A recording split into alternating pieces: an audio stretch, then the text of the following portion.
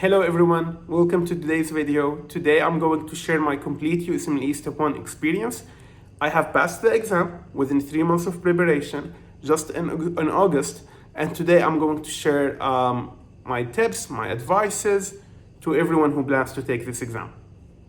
First, for the individuals who do not know enough about USMLE Step 1, for you to become ECFMG certified, which is required for you to practice medicine within the United States, you have to clear 3 step exams.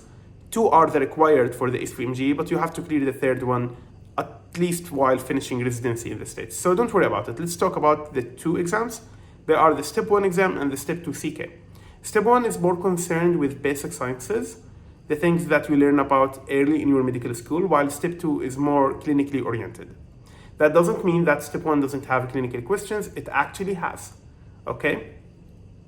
So, in today's video, we will focus only on the first exam. I have another video within my channel where I talk about my USMLE Step 2 experience. So the first question that I want to answer is, when should you take the exam and in what order in relation to Step 2 CK? So if you're a graduate, my advice is to take the Step 2 CK exam first, because you are more, the clinical knowledge is more relevant to you and it's in your memory, while Step 1 would be more difficult and you could delay that after Step 2 CK, because taking either one before the other is going to help you build on it for the next one. They are really very connected. Don't think that they are very separate. The knowledge that you will learn in each of these exams will help you in the other. So in my experience, I have taken Step 2 CK before Step 1 because I took these exams after graduating, and I believe that's the best order for someone who graduated. While if you are in medical school, you have just transitioned from your basic learning years, or you are even amidst your clinical learning years, take Step 1 before Step 2. That's my advice. And in regarding to the time, it really depends on when you decided to pursue this route. So if you are a graduate, again, Step 2, Step 1. But if you're in medical school, I would say not in the first year, and not in the second, if you are in a 6-year program, as most IMGs, but like starting the 3rd year, start preparing and try to take the exam in the 4th, like toward the end of your 4th year, or maybe the beginning of the 5th year.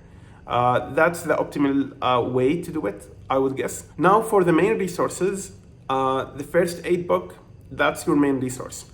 And also UWorld questions. And from my experience and the experiences of others, I believe that you have to go through subjects in first aid before moving to UWorld.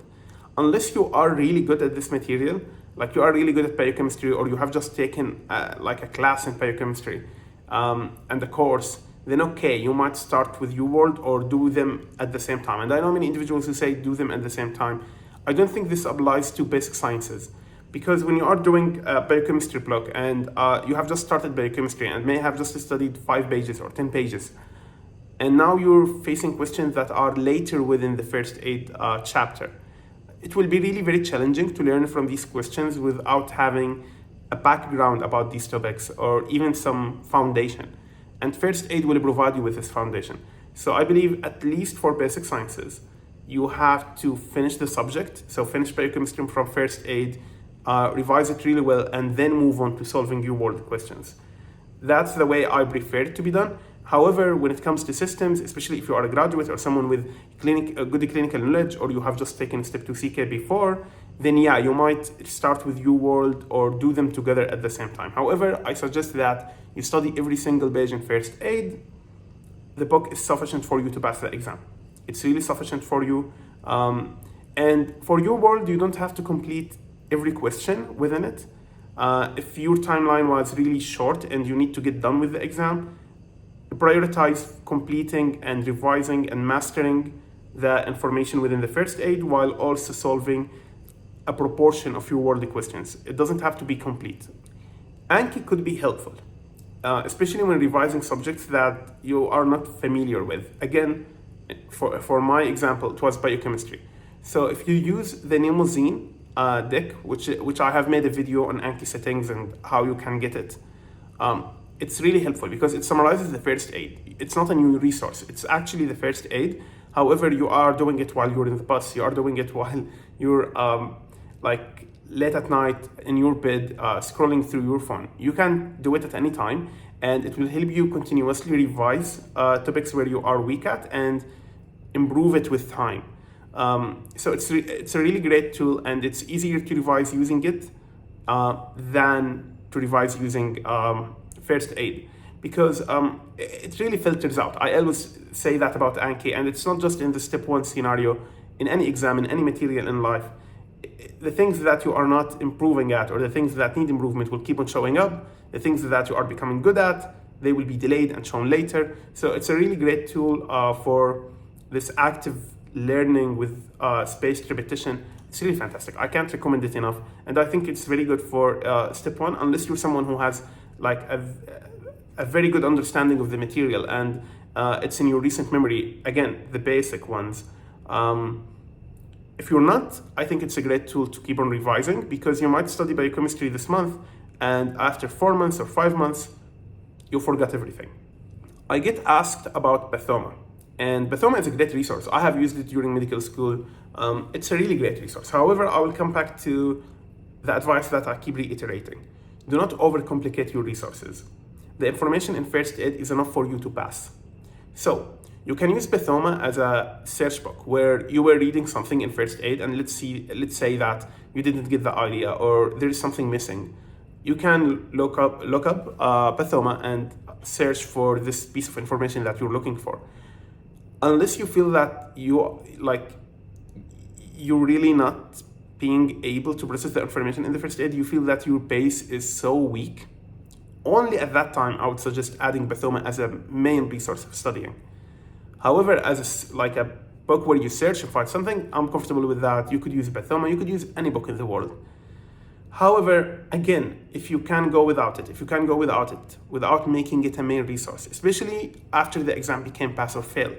Like before, I would suggest Pathoma 100%. You have to add it because you are aiming at a score, but now you're just aiming to pass, so I don't see the benefit. I see only a harm, because the more the resources, the less adherent you will be, and the tougher will it be for you to actually achieve and be there consistently studying these resources every day.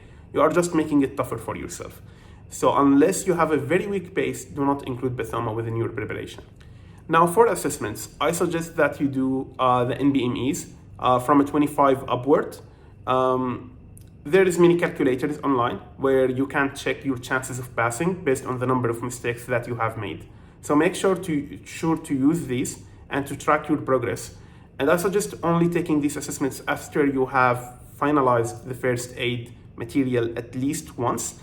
And in my honest suggestion, if you're someone, again, who didn't take biochemistry recently, or pathology or pharmacology or microbiology, finish the first read, then revise all of the basic sciences from the first aid.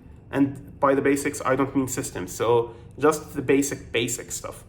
And then take the assessments, because this will be the most sensitive predictor and the most sensitive indicator of your current performance, because you will forget. So take that time, make it a week or 10 days, and revise all the basic material, and then take your first assessment and see how it goes.